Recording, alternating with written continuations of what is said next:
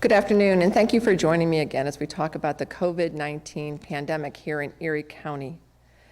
Last week, we experienced a day that we wished would never have come, and today I'm saddened to report that a second Erie County resident has passed away due to COVID-19. The female is in her 70s and had been hospitalized. She passed away yesterday at Saint Vincent Hospital, Allegheny Health Network. Again, AHN, Saint Vincent Hospital, continues to provide exceptional care and is doing everything possible to save the lives of those that are in their care. We extend our deepest sympathy to the family during this extremely difficult time. Unfortunately, we continue to see our numbers increase also. Today, we have 4 new confirmed cases of COVID-19 in Erie County to report. One of them is in their 20s, 2 of them in their 30s, and 1 in their 40s. This has us at a total of 82 positives, with 1,621 negatives. The Erie County Department of Health continues contact tracing and continues to communicate with the state. These 4 cases all reside in Zone 1, which can be found on the cumulative cases map by zone at eriecountypa.gov. We have 53 recovered cases to date out of the 82 total cases. So that means we have 29 active cases today. Again, the best practice for all of us is to assume that everyone that you come in contact with has the virus.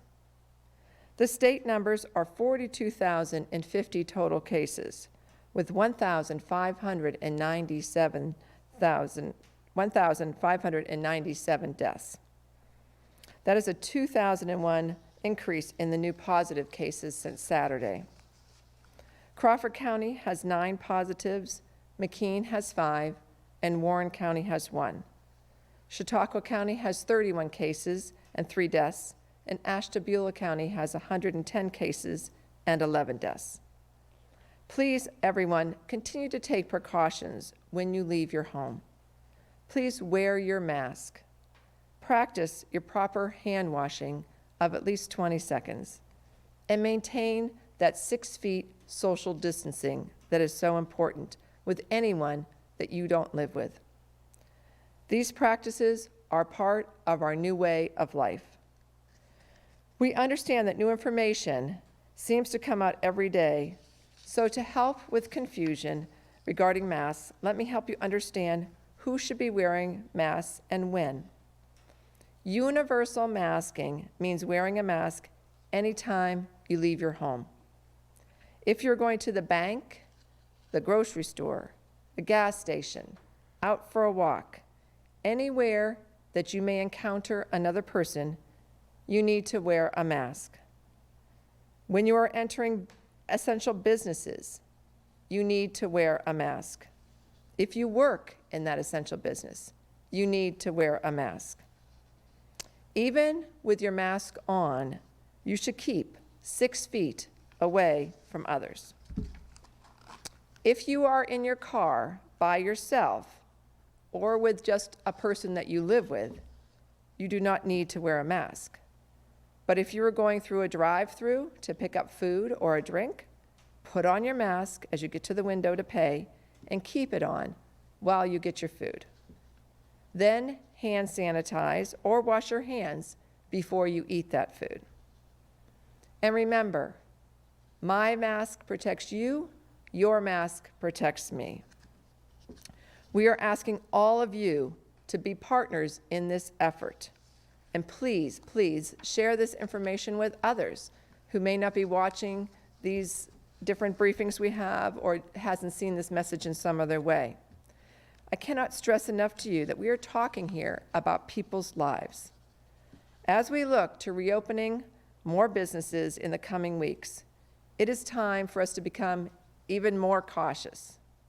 As I've mentioned before, our summer is going to look a lot different than the summers we always experience here. We heard today that Waterford Heritage Days have been canceled. We expect that many, many more community events that we love, like our festivals, concerts, our sports leagues, parades, are all going to face the same fate. The longer it takes for everyone to get on board and practice universal masking, 6-foot social distancing, and good hand hygiene, the more changes will have to be made, and the longer it's going to take to get back to a life that we are used to. Now, if adults are having trouble understanding this new way of life, just think how our children feel. Many of us have children in our lives, sons, daughters, nieces, nephews, grandchildren.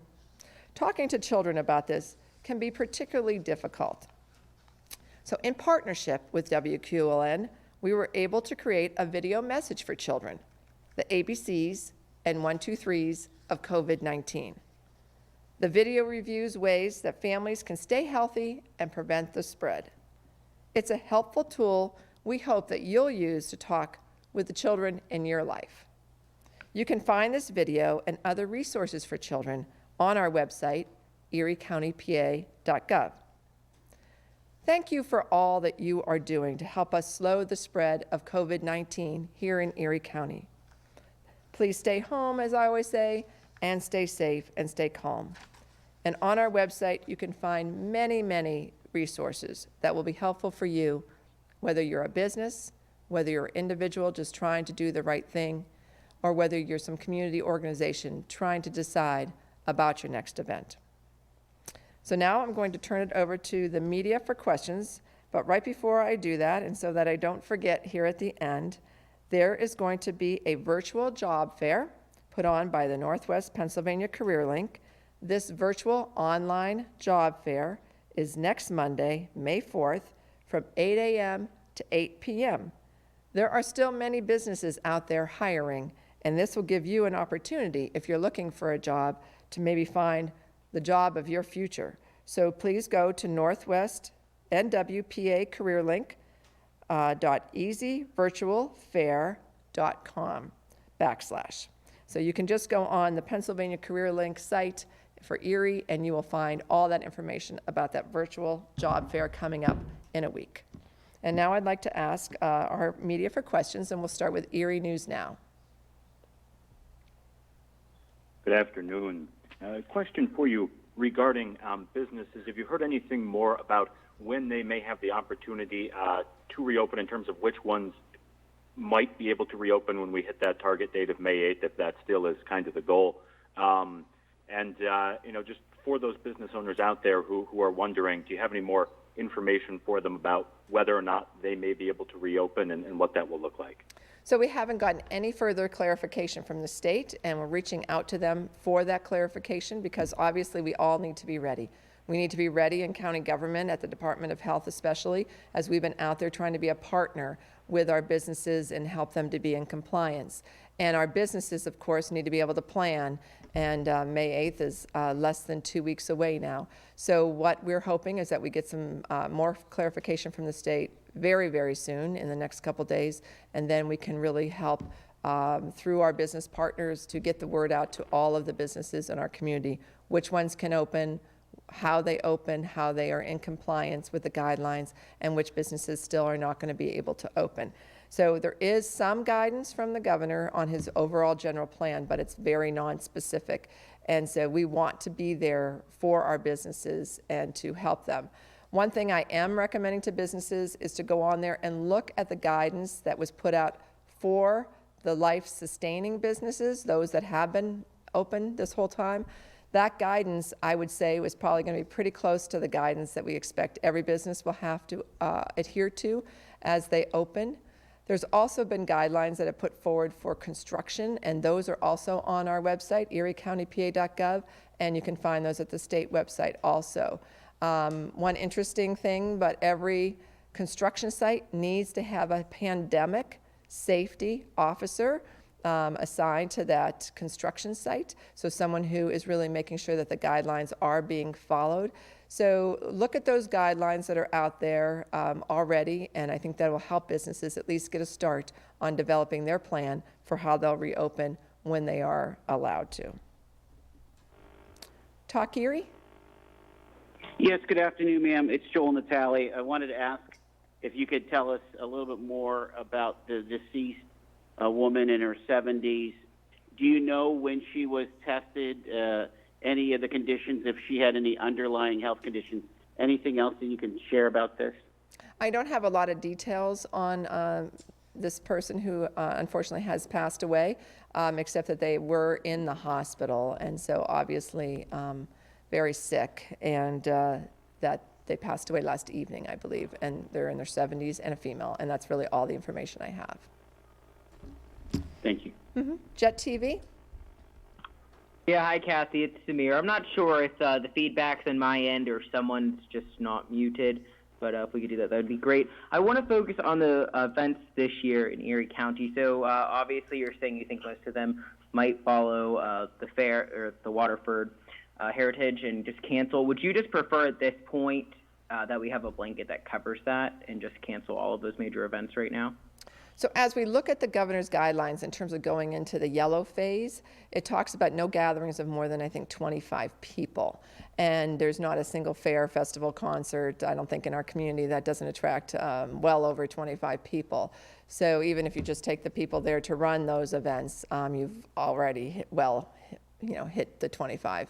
So I don't foresee any of those happening.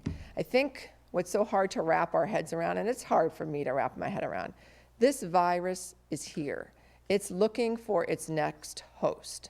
And as long as this virus continues to be not only in our community, but in our country and really around the globe, it's going to travel and it's going to find new hosts. And so we don't have a vaccine, and we don't have a very good way of even treating the worst cases of COVID-19. And so until that happens, we don't foresee large gatherings occurring at all. Now, all of us want to get back to some semblance of normalcy. So that would be opening up businesses that can safely conduct their business with less than 25 people.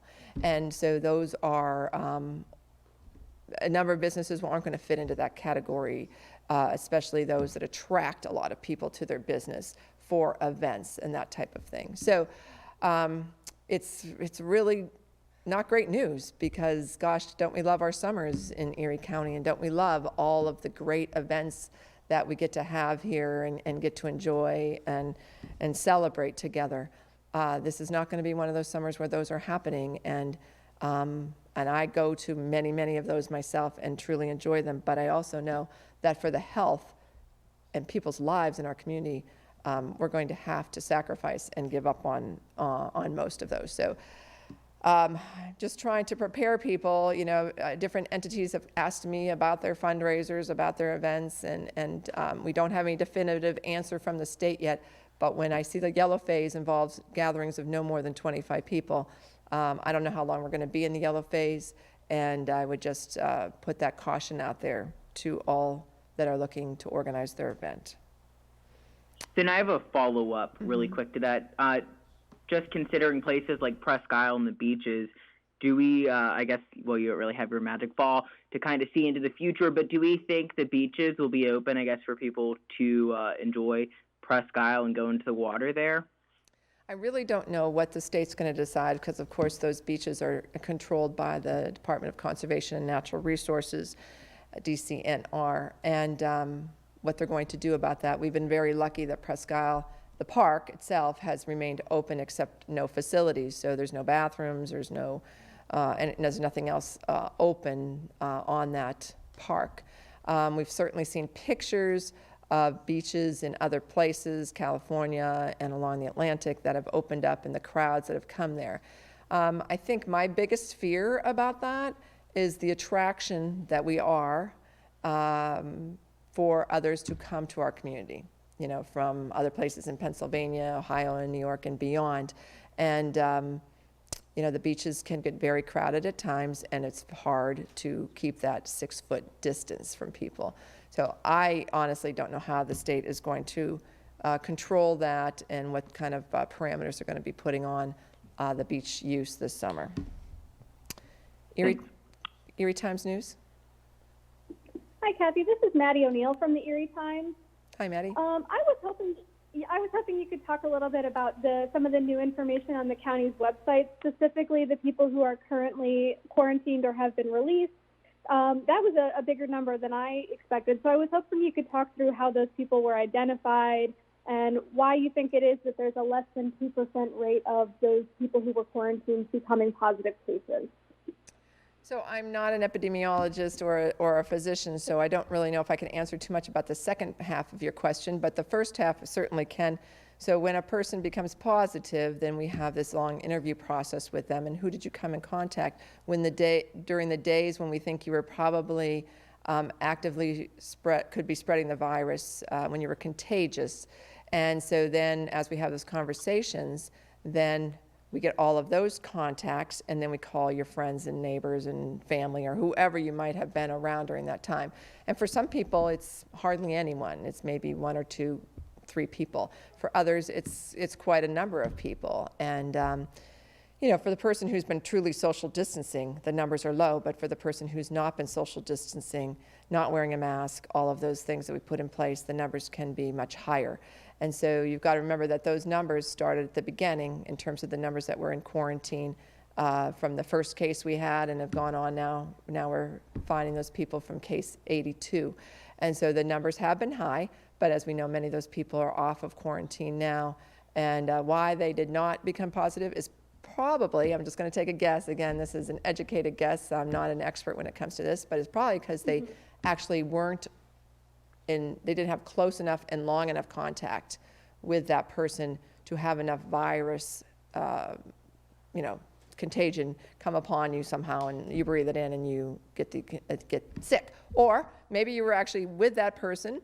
Maybe you were both wearing masks. Maybe you really washed your hands well after you were with that person, and you used hand sanitizer and before you touched your face. And so even if you had some of the virus on you, you did the right thing and you didn't get it. So I'm hoping that we all continue to realize that our own personal habits and the things that we do in terms of wearing our mask, keeping 6 foot away from somebody, and that good personal hygiene is the best thing we can do to protect ourselves, because we know many people, they don't know they have it until they get symptoms, and yet they could be contagious for a couple days beforehand. So that's really when most of the spread happens.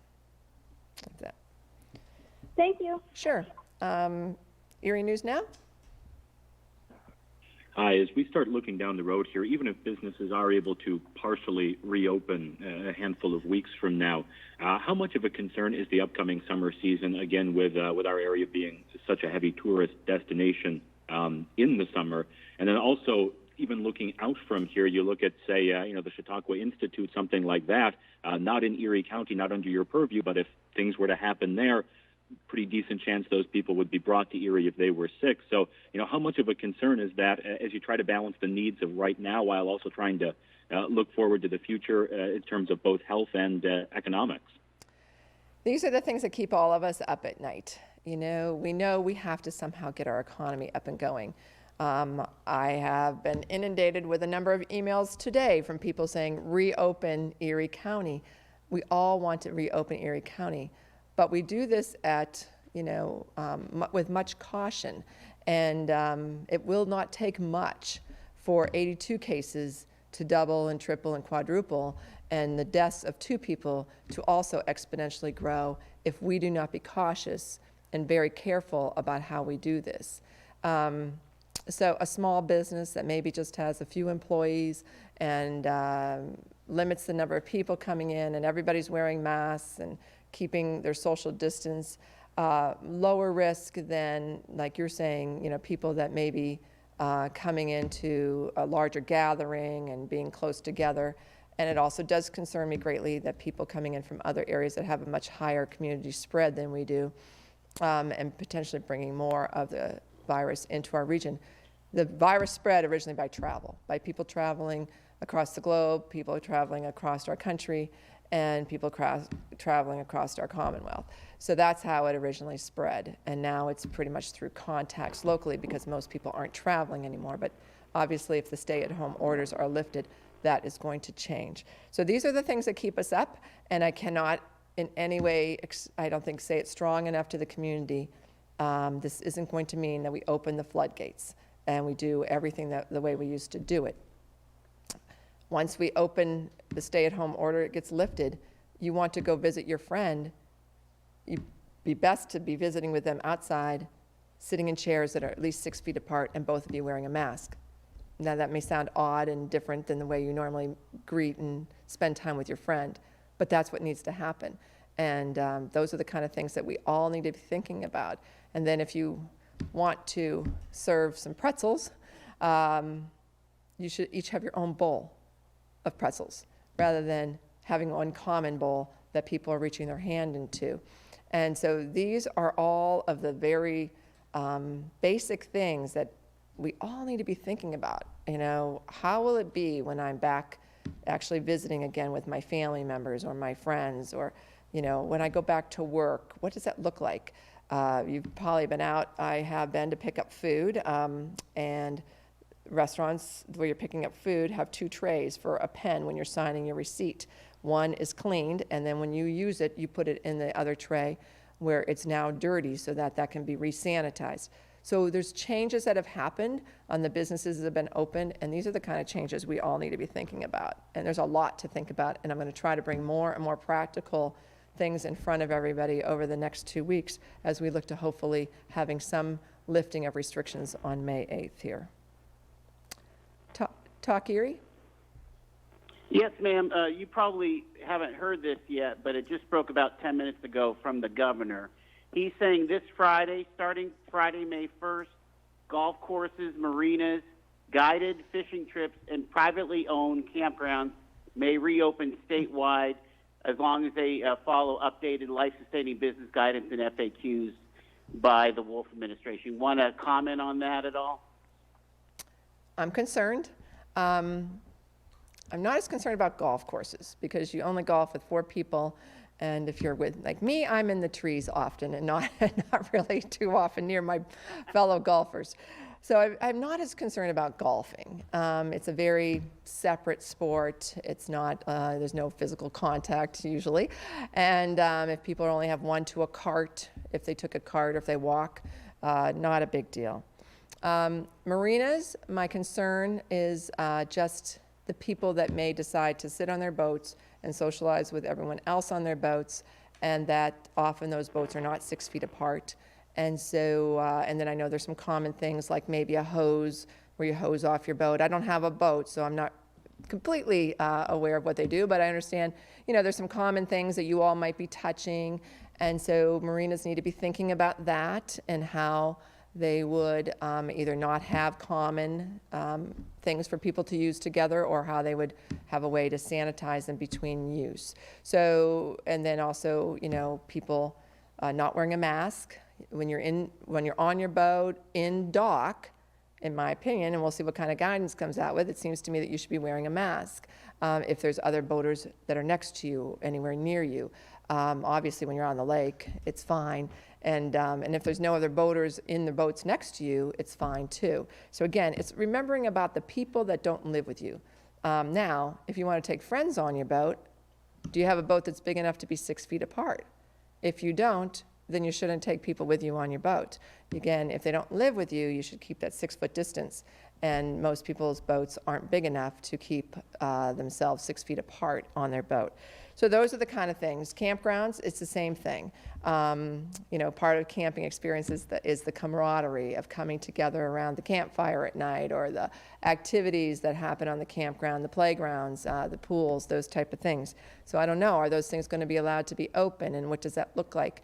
And how do you have a safe campfire at night and keep 6 feet apart from your neighbors who are camping with you? And you might want to have a bonfire together. So, I mean, it's really about those practical things that we all have to think about. It's a completely different way of thinking. And I even talked about the pretzel sharing. And when you're around the campground, are you sharing food with your friends that are there with you? And how do you do that in a safe way with your own, each having your own container with that food in it versus a common bag or a common bowl? So I'm concerned. But I understand that people want to get out there and do the things they love to do, and I don't in any way. want to say you can't do those things. Can we do them safely? How do we do them safely? We all need to think about that. But thanks. I didn't know about that, but it's good to know and be able to say that right here on the air to people. So thank you. Jet TV. Yep, Kathy, Samir again. So once we move into this yellow phase, are you still going to ask people to not travel even though the stay-at-home order is lifted? Like, should we still stay within Erie County and restrict travel to areas like Pittsburgh, Cleveland, and New York? The best thing that we can do for our community as a whole is to limit our travel, to limit it as much as possible. You know, summertime's also a time coming up where people like to travel and go and vacation and be, you know, in other places of our community, other places in our country. And it's not going to be a great year for traveling because there's going to be much more of a risk to you, even when you travel. Where are you stopping along the way? How do you know about what's happening in that region in terms of COVID? You know, this is a very dangerous virus. And it is, you know, if you haven't seen the stories about what it's done to some people, it's pretty bad. Other people, not so much. But you don't want to be one of those people who gets it and then passes it on to someone else who has a terrible reaction to it and maybe even death, or yourself, you know, be in a situation like that. So the more you can stay at home this summer, the more you can just stay in Erie County and enjoy the beauty of Erie County, kind of a staycation, I think is much more advisable than going elsewhere and potentially finding yourself in a place where you contract the disease. And then obviously every day we talk about how dangerous this virus is. And then what do you say to those people who still might not take this virus seriously or the stay-at-home order and they just think it's something as common as the flu? I don't have the numbers in front of me, but you know, the rate of death, I think now we're up to about 52,000 people in the United States in just a very short time. The rate of death is much higher in this point, and we don't have a way to treat it. We have a flu vaccine that really helps us, you know, really control the flu and keep the numbers down every year. We hope that we'll have a vaccine for this in a year or so, a year and a half. Then there'll probably be a mass vaccination, and we'll all want to run and get it, of course. That probably will happen. But until that happens, we've got a virus out there that wants to find its host again. And so, again, I just say, if you don't believe the stories of how bad this is, it's not just 70 and 80-year-olds. There are young people who are dying, and there are also young people who are having a lot of serious side effects from this virus. Erie Times News. Hi, Kathy. Governor Wolf today called for mandatory reporting of race and ethnicity information with COVID-19 testing information. Do you know at this point, do you have the updated race information for Erie County, and do you know how our reporting is?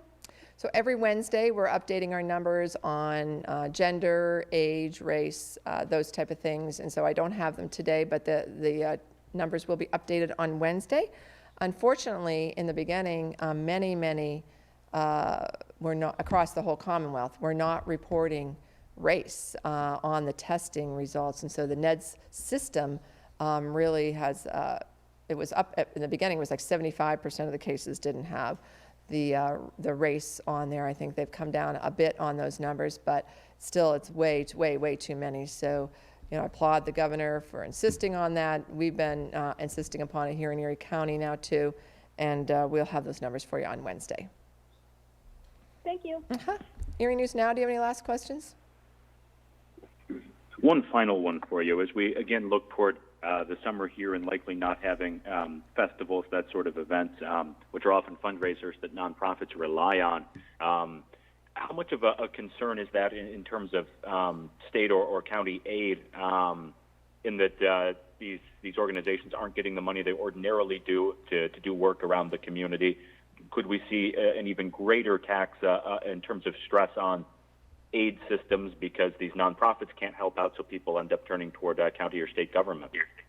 This is going to be a huge concern, and that's why I ask everyone to think about what you do in the summer and maybe who does raise that money, and could you just donate to that organization if you have a job. But we have a lot of people without jobs too right now still, so we want to get people back to work hopefully so that they can continue to support these great organizations. But it's a huge concern.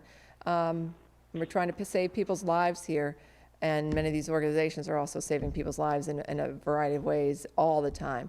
So it is, it's very, very difficult, and there's no easy answer. There's no easy way through this that will not show a lot of difficulties within our community. And we're going to see the effects of this COVID-19 virus in our community for many, many months, probably years. Talk Erie, do you have any final questions? Just real quick, has any metric been released to you to have a region or county go from yellow to green? Is there any data out there about that yet? There is not. You probably watched the national news. We just, today, I think, are seeing a few states opening up, and we'll see how that goes there. And so, yeah, we have not seen any of this. Some countries have begun to open up more, and everybody's watching to see what happens in those particular countries. But this is all fairly new and recent, and I don't think we've been able to pull any data that's significant out of any of those at this point. Thanks. Jet TV, do you have any final questions? Yep. Just I have 2 questions for you. I'll start off with the easiest one. So the state health department is still showing 0 Erie deaths. Is that just a lag in the system? Yes, a death certificate needs to be filed, and then I think there's a review of it on the state level, and so we knew that it may be days. In fact, when we first talked about the first death, it's like, when do we want to say it happened? Because we knew there'd probably be quite a lag before it gets on the system, and I'm about transparency and about bringing the numbers forward as we know them and as soon as we know them. And so we did come out on Friday after the individual had passed away Thursday evening. I did check with the family first and make sure they were okay with me releasing it before they were doing their own obituary and such. But that is why, is because there's this, it's a lag in the death certificate process. Got it. And then my next question also requires, I guess, a magic ball to look into. But daycare centers, I had a viewer reach out to me and ask if that could possibly be part of the yellow phase. Do you see that happening, or possibly the implementation of reopening those anytime in the near future? In the yellow phase, it does say that daycare centers will be part of the opening. Obviously, if we're going to open up businesses, we need daycare centers to open up to support the families. And they do have guidelines that are going to come out for them, and they'll be able to open as long as they can follow the guidelines. And I don't know what those are because they haven't been brought out from the state yet. But when you read the governor's action plan in the yellow phase, it does talk about daycare centers being open. Has the health department been in contact with any daycare facilities, I guess, preparing for that? I don't know. We've had so many calls from so many different businesses, so I'm not sure specifically about a daycare center if they've called us. But again, we don't have any specific guidelines for them yet. The only specific guidelines we've gotten so far are the construction business guidelines, and they are allowed to open on May 1st, which is this coming Friday. Thanks. Sure. Erie Times News, do you have any final questions for me? Yes, Kathy, at any point are you going to be identifying the people who have died of coronavirus? I will not be identifying them. That's really something we're letting the families do, is to decide if they're going to put an obituary in the paper or not and identify their loved one, which I know there was one over the weekend. The first death was in the paper. Yes. Thank you. Sure. Well, with that, I will conclude with one last thing, and I told you I'd come back with this, and we have not had any positive cases of COVID-19 within our county employees. I wanted to just confirm because I knew we had had a couple people who had been placed on quarantine early on, and none of them ever exhibited any symptoms and are now off of their quarantine, I believe. So anyway, just wanted to report that out as I said I would. And I want to thank all of you for continuing to do the hard work. People ask about my mask. I do walk in with a mask on, and as soon as I'm done here, I put it back on so that I can wear my mask in and out of this building. I wear it when I'm out walking. Sometimes I don't wear it until I see people, then I throw it back on my face when I go by people. I was out on my bike over the weekend. I had my bandana, and when I would see people, I would pull it up over my face so that I wasn't near them without something covering my mouth and my nose. Again, cover your whole mouth, your whole nose. It's really important that you wear your mask up over your nose like this and not down just over your face, over your mouth, because some people, I see them and the nose is still exposed. It needs to cover the whole mouth and nose area. And I just thank all of you for doing so well. Last week we went out and did some surveillance, and Karen Tobin spoke on Saturday about just the great response around Erie County. We need everyone to be wearing a mask when they're out, so encourage your friends and your family. I know not everybody wants to wear a mask, but we all need to do it if we're going to reopen this county and get back to work and get back to some semblance of kind of normalcy. And we need to continue to keep that 6-foot distance from any person that you don't live with. And we also need to make sure we wash our hands 20 seconds at a minimum before you touch your face particularly, and keep yourself healthy. It's up to you to do that. So in the meantime, please stay home, please stay safe, and please stay calm.